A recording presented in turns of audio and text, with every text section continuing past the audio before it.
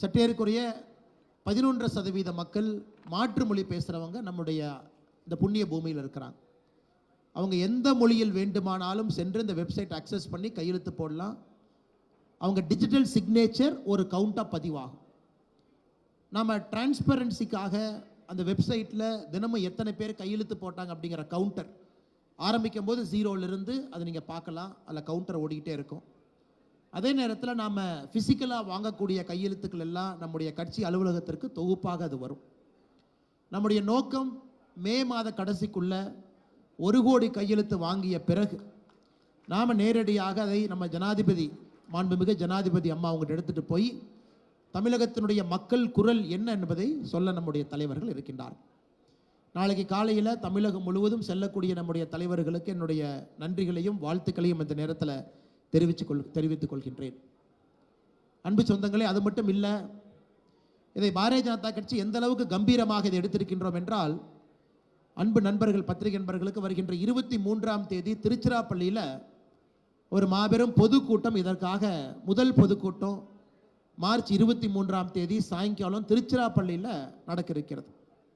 அதன் பிறகு அடுத்த பொதுக்கூட்டம் மார்ச் 29ஆம் தேதி திருநெல்வேலியில், அடுத்த பொதுக்கூட்டம் ஏப்ரல் 5ஆம் தேதி வெள்ளூரில், அடுத்த பொதுக்கூட்டம் ஏப்ரல் 12ஆம் தேதி காஞ்சிபுரத்தில், அடுத்த பொதுக்கூட்டம் ஏப்ரல் 19ஆம் தேதி சேலத்தில், அடுத்த பொதுக்கூட்டம் ஏப்ரல் 26ஆம் தேதி சென்னையில், மே 3ஆம் தேதி மதுரையில், கோயம்புத்தூரில் மே 11ஆம் தேதி அனைத்து தமிழகத்தினுடைய மண்டல்கள், நம்முடைய பாரதிய ஜனதா கட்சியினுடைய மண்டல் இருக்கக்கூடிய பகுதிகளில் அந்தந்த நகரத்தில் பொதுக்கூட்டம் நடத்தப்பட இருக்கிறது. எனக்கு தெரிஞ்சு மே 11ஆம் தேதியே தமிழகத்தினுடைய குரலாக இந்த பொதுக்கூட்டத்தில் வரக்கூடிய மக்களுடைய எண்ணிக்கை, சாமானிய மனிதனுடைய குரலை பார்க்கும் பொழுது எனக்கு தெரிஞ்சு முதலமைச்சர் அவர்களே தன்னுடைய முடிவை மாற்றிக்கொண்டு வருவார் என்கின்ற நம்பிக்கை எங்களுக்கு இருக்கு. இது ஒரு போட்டியாக நம்ம பொன்னார் ஐயா அவர்கள், ராஜா அண்ணன், தமிழிசேகா சொன்னது போல இது ஒரு போட்டியாக நாங்கள் எப்பவும் அரசியல் பண்ண விரும்பலைங்க. இது போட்டி கிடையாது. மக்களுடைய உணர்வுகளுக்கு மதிப்பளித்து அவர்களுக்கு 3வது மொழி படிப்பதற்கு ஆர்வம் இருக்கும் பொழுது அதை ஃபெசிலிட்டேட் பண்ணணும், எனேபிளிங் பண்ணணும் என்பதற்காகத்தான் அந்த இயக்கத்தை ஆரம்பிச்சிருக்கோம். இது அரசியல் ரீதியாக நாங்கள் யாரும் போட்டி போடல.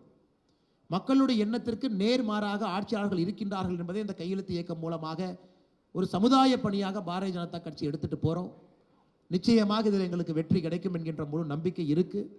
தமிழக மக்கள்கிட்ட அன்பான வேண்டுகோள், உங்களுடைய குழந்தைகளுடைய எதிர்காலம் சம்பந்தப்பட்ட ஒரு முக்கிய நிகழ்வு, ஒரு பெரிய வாய்ப்பு.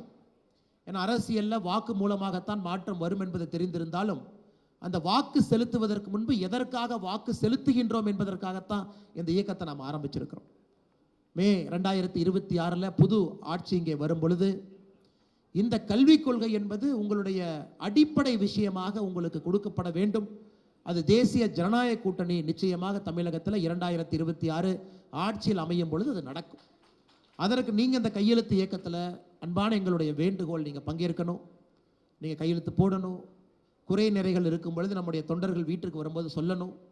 நம்முடைய வெப்சைட்டில் நீங்கள் டிஜிட்டல் சிக்னேச்சர் போடும் பொழுது உங்களுடைய ஃபீட்பேக், கமெண்ட், கருத்துக்கள் எதிர்ந்தாலும் நீங்கள் பதிவு செய்ய வேண்டும் என்று அன்போடு கேட்டுக்கொள்கின்றோம். இது கையெழுத்து இயக்கத்தை பற்றி உங்களுக்கு பத்திரிகை நண்பர்களுக்கு நாங்கள் சொல்லக்கூடிய செய்தி.